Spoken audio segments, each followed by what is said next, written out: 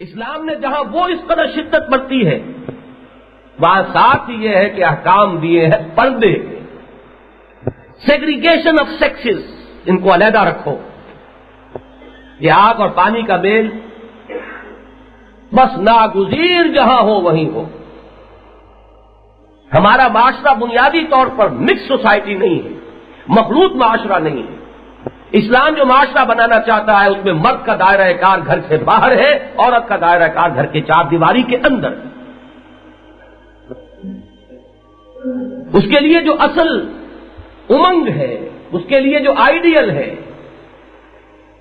اقبال کے ایک شعر کے حوالے سے بیان کر دیتا ہوں. بطول باش، آئیڈیل کون ہے؟ فاطمہ الزہرا رضی اللہ تعالی عنہا. بطول باش، بطول بنو. یہ پیغام ہے اقبال کا اس قوم کی بیٹیوں اور بہنوں کے لیے. بطول باش و پنہا شو ازیں اصل، اس تہذیب سے، اس دور حاضر سے پنہا رہو، چھپی رہو، باہر نہ آؤ.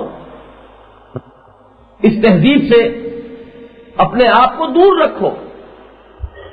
بطول باش و پنہا شو ازیں اصل کہ در آغوش شبیر بگیری، تب تمہاری آغوش میں کوئی حسین جو ہے وہ آنکھ کھولے گا.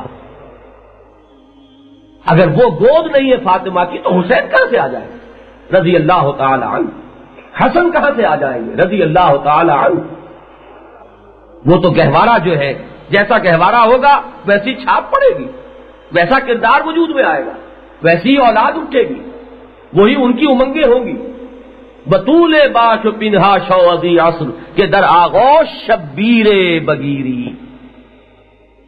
تو یہ ایک علیحدہ علیحدہ معاشرہ ہے، بالکل ناگزیر. اور کہیں ایمرجنسی کا معاملہ ہو، ڈاکٹر کا معاملہ ہے، مریضہ ہے، ان کا کوئی اگر ہے رابطہ، ٹھیک ہے. جس حد تک جسم کا کھولنا اس کے سامنے ضروری ہے، ٹھیک ہے، مجبوری ہے. کہیں آگ لگ گئی ہے، وہاں نہیں پردے کے احکام دیکھے جائیں گے. اس بلڈنگ میں سے اگر خواتین کو، بچوں کو نکالنا ہے تو وہاں یہ احکام آڑے نہیں آئیں گے. کہیں ایمرجنسی ہے، جنگ کا معاملہ ہے، اس میں اگر کوئی خواتین کی بھی خدمات ہو تو وہ چیز ایک ایکسیپشن شمار ہوگی. That's not the rule. Normal حالات میں عورت کا دائرہ وقرن فی بیوتکن ولا تبرجن تبرج الجاہلیۃ الاولی. میں ابھی وہ آیات آپ کو پڑھ کر سناؤں گا. دوسری طرف پردے کے دو ہے کام دیے ہیں. میں اس موضوع پر ذرا آج آپ کو چاہتا ہوں کہ ایک بات اچھی طرح سمجھ لیجئے، جس کے نہ سمجھنے کی وجہ سے بعض حضرات اور خواتین مغالطے میں. بعض لوگ تو جان بوجھ کر شرارت نفس کی بنیاد پر کرتے ہیں جو کرتے ہیں، ان سے تو بحث نہیں. سوئے ہوئے کو جگایا جا سکتا ہے، جاگتے کو تو جگانا ممکن ہی نہیں، سیدھی بات. جو جانتے بوجھتے شرارت نفس کی وجہ سے کرتے ہوں ان سے گفتگو نہیں ہے، لیکن جو مغالطے میں ہو وہ آج بات سمجھ لیں. سورہ نور کی کچھ آیات کو لے کر اس سے اس پردے کے احکام مستنبط کرنا بہت بڑی غلطی، بہت بڑا مغالطہ ہے، بہت بڑی غلط فہمی. اسلام نے مسلمان عورت کو دو پردے دیے. ایک پردہ ہے گھر کے اندر کا پردہ. عجیب تماشے آج کل آپ کو نظر آئیں گے بعض عرب ممالک میں، یہاں تک کہ سعودی عرب میں، کیونکہ وہاں قانون نافذ ہے، کوئی عورت بغیر برقعے کے نکل نہیں سکتی، تو وہ نکلتی تو ہے برقعے میں، اور برقع جب اتارتی گھر میں جا کر تو منی اسکرٹ میں ہے. وہ اس گھر کے اندر والے پردے کو نہیں جانتی. وہ باہر والا پردہ جو ہے وہ تو حکومت نے نافذ کیا ہوا ہے، وہ تو ڈنڈے کے زور سے ہے. لیکن وہ اندر بھی کوئی پردہ ہے جو دین نے دیا ہے وہ اس کے علم میں نہیں. اور ہمارے ہاں جو ہو رہی ہے بالکل دوسری بات، برعکس بات، کہ وہ اندر والے پردے کو باہر، گھر سے باہر والے پردے پر اس کا اطلاق کیا جا رہا ہے. یہ ہے اصل غلط فہمی، یہ ہے اصل مغالطہ. چنانچہ ایک پردہ ہے عورت کا جسم کا پردہ، جس کو ہم کہتے ہیں ستر. یہ ستر مرد کے لیے بھی عورت کے لیے بھی ہے. مرد کا ستر ہے صرف ناف کے اوپر سے لے کر گھٹنے کے نیچے تک، ناف بھی ڈھکی ہونی چاہیے، گھٹنا بھی ڈھکا ہونا چاہیے، باقی جسم جو ہے وہ سطر نہیں ہے۔ وہ اگر کھلا ہو تو کوئی بات نہیں۔ عورت کا سطر کیا ہے؟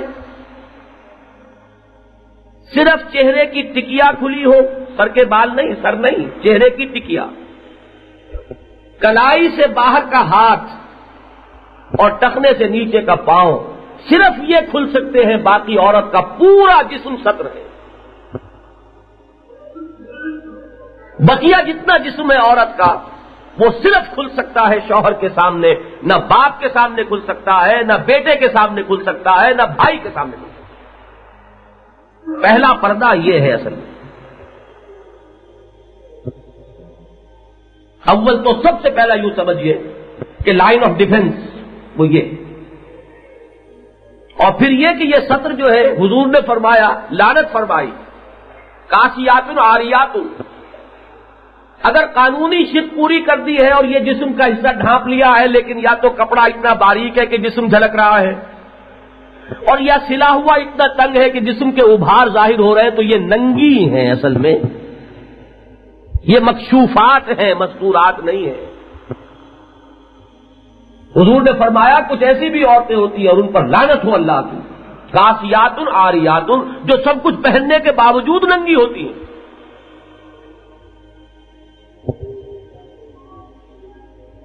پہلی بات تو یہ جو بقیہ میں نے عرض کیا، سطر جو ہے اس کو کھولنا، یا شوہر اور یا حسب ضرورت مریض یا طبیب یا معالج جو بھی ہو، ضرورت سے زائد نہیں۔ یہ ہے گھر کے اندر کا پردہ۔ اس گھر کے اندر کے پردے میں ایک اضافہ اور ہے، کپڑے تو پہنے ہوئے ہیں، پھر بھی عورت کے جسم میں اللہ تعالیٰ نے ایسی کشش رکھی ہے، اور عورت کے جسم میں جو کشش ہے وہ اس لیے ہے کہ مرد میں اس کی طرف ایک میلان ہے، اور یہ ضرورت ہے، یہ نہ ہو تو تمدن کی گاڑی چلے ہی نہ۔ یہ بور کے لڈو جو کھاتے ہیں لوگ اور بعد میں پچھتاتے ہیں، وہ آخر کیوں؟ یہ پھولوں میں حسن و رعنائی کیوں ہے؟ تاکہ بھنورا آئے اور وہ پولینیشن کا معاملہ ہو اور اس پودے کی آگے نسل چل سکے۔ کیا کیا اس میں رعنائیاں ان پھولوں کے اندر ہیں، کس کس طرح فطرت اپنے مقاصد پورے کراتی ہے، اور اس کے لیے اس نے ساری وہ دلکشیاں اور رعنائیاں رکھ لی۔ لہذا گھر میں اب دیکھیے فہرست ہو جائے گی، گھر اور باہر سے مراد کیا ہے؟ محرم اور نامحرم۔ گھر کے اندر وہ ہوتے ہیں جو محرم ہوتے ہیں، باپ ہے، بھائی ہے، بیٹا ہے، بھتیجے ہیں، بھانجے ہیں، یہ محرم ہیں جن سے اس کا کبھی نکاح ہو ہی نہیں سکتا، محرمات ابدیہ۔ تو گھر میں تو یہی ہوتے ہیں، گھر کے اندر تو یہی آئیں گے۔ ان سے پردہ ہے سطر کا پردہ، وہ میں نے عرض کر دیا، جسم ڈھکا ہوا ہو، کپڑا نہ باریک ہو نہ تنگ ہو، پھر بھی عورت کے جسم میں ایک دلکشی ہے۔ آخر سینے کے ابھار کو کہاں تک چھپائے؟ جسم اگر متناسب ہے تو کہاں تک چھپے گا؟ بہر رنگے کے خواہی جامہ میں پوش بننداز قدت رامی شناسم۔ لہذا وہاں بھی یہ حکم ہے کہ باپ بھی گھر میں اپنی نگاہیں نیچی رکھے۔ یہ غض بصر محرموں کے لیے ہے، نامحرموں کے لیے نہیں ہے۔ لوگوں نے اسی پر سارا نظام معاشرت جو ہے اس کو تعبیر کر دیا ہے، بس یہ نگاہ نیچی رکھنے کا حکم ہے۔ یہ غض بصر ہے گھر کے پردے کے سلسلے میں محرموں کے لیے۔ بھائی بھی اپنی بہن کا جسم جو ہے گھور کرتا دیکھے، یہ غض بصر کا حکم۔ اب یہ جان لیجئے کہ یہ گھر کے اندر کے پردے کے احکام آئے ہیں سورہ نور میں، اور سورہ نور کی تمام سورت جو ہے اس کا جو جوڑا ہے وہ سورہ احزاب ہے، اس میں گھر کے پردے کے باہر کے احکام ہے، یعنی نامحرموں سے۔ یا تو گھر سے باہر عورت نکلے گی تو نامحرم سامنے آئے گا، یا کوئی نامحرم آ گیا ہے گھر پر دروازے پر، تب معاملہ ہوگا۔ دو ہی صورتیں ہیں۔ وہاں قرآن مجید نے الفاظ استعمال کر دیے حجاب کا بھی اور ادنائے جلباب. ایک تو پردہ حجاب کا لفظ وہاں سورہ احزاب میں ہے کہ اے مسلمانوں جب نبی کی بیویوں سے کوئی چیز مانگنی ہو فاسألوہن من وراء الحجاب، پردے کے پیچھے سے مانگو.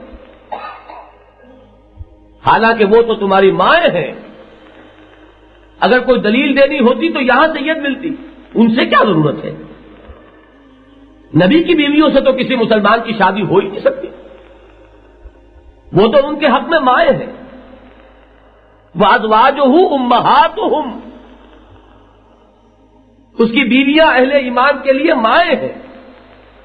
لیکن نہیں، اگر کوئی چیز مانگنی ہو فَاسْأَلُوهُنَّ مِن وَرَاءِ حِجَاب، تو ان سے وہ چیزیں مانگو حجاب کے پیچھے. اور اگر باہر نکلنا پڑے مسلمان عورت کو تو کیا کرے؟ اب یہاں لفظ آیا ہے یدنین علیہن من جلابیبہن. یہ بات ہے جس کو میں سمجھا دینا چاہتا ہوں.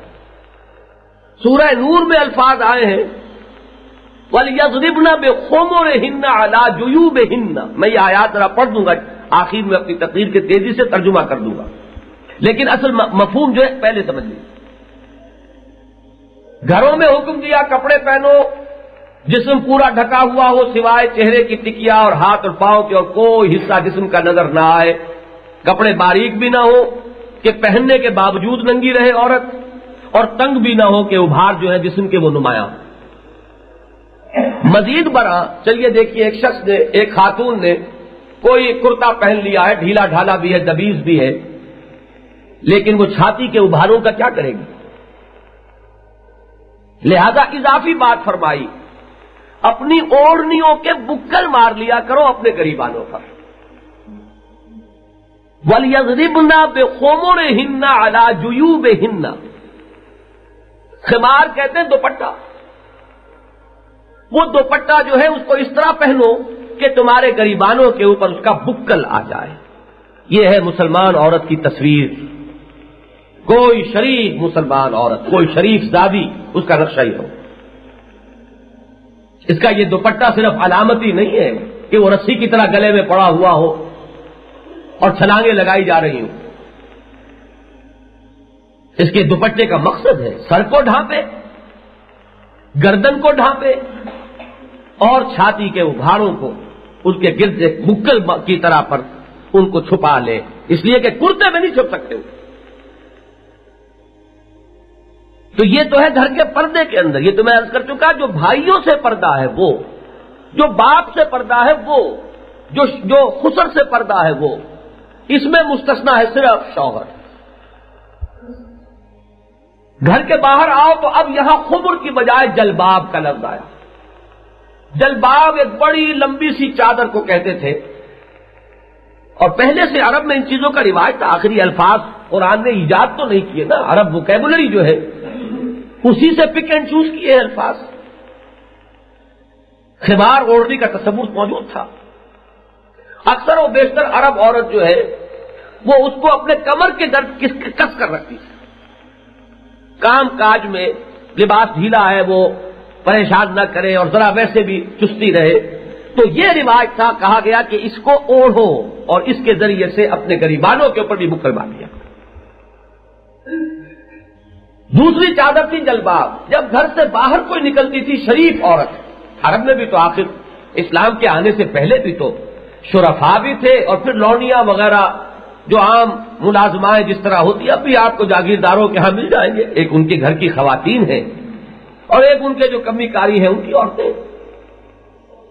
تو جو ان کے شرفا کے گھرانے کی خواتین تھی، وہ جب نکلتی تھی تو ایک بڑی سی چادر جو ہے اس کو اپنے جسم کے گرد لپیٹ دیتی تھی. یہ پہلے سے تھا. اب ظاہر بات ہے کہ جو کچھ پہلے سے تھا قرآن مجید اس کو لے کر اور اس کے اوپر جو مزید ضرورت ہے صرف اس کا اضافہ کرتا ہے. جو کچھ پہلے سے تھا اگر کچھ میں کوئی غلط چیز ہے تو اس کو تو نکال دے گا، مائنس کر دے گا، اور کوئی چیز مزید اس میں ضروری ہے حکمت تشریح کی روح سے تو وہ اس کو بڑھا دے گا. یہی شریعت بنی ہے محمد رسول اللہ صلی اللہ علیہ وسلم. اس کا بلو پرنٹ کیا ہے؟ عرب کے جو رواجات پہلے سے چلے آ رہے تھے وہ بیسس ہے، اس میں مائنس کر دی وہ چیزیں جو غلط شامل ہو گئی تھی. اس لیے کہ عرب کے یہ رواج آخر کہاں سے آ رہے تھے؟ ان کے جد امجد تھے ابراہیم علی نبینا علیہ الصلوۃ والسلام. تو یہ ایسے ہی نہیں تھے، یہ خود رو جنگل نہیں تھا، اس کے جنگل اس باغ کے لگانے والے اس کے باغبان ابراہیم تھے علیہ الصلوۃ والسلام. لہذا وہاں ساری چیزیں تو غلط نہیں تھی. تو بنیادی ڈھانچہ برقرار رکھا، اور جو اس میں غلط چیز بعد میں شامل ہوئی اس کو کاٹ دیا، اور جو چیز ضرورت تمدنی کے تحت مزید ضروری ہو گئی اس کا اضافہ کر دیا. یہ ہے اصل شریعت محمدی کا فلسفہ. یہ چنانچہ فرمایا یدنین علیہن من جلابیبہن، کہ یہ جو تم جلباب اوڑھتی ہو گھر سے باہر نکلتے ہوئے، اس کا ایک کونا اپنے چہرے کے آگے بھی لٹکا لیا کرو. اور مجھے کوئی ضرورت نہیں اس کی تشریح میں جانے کی، یہ کچھ زیادہ پرانی بات نہیں ہے، یہ نقشہ ہم نے آنکھوں سے دیکھا ہے. اس جلباب کی ہی بدلی ہوئی شکل برقع ہے.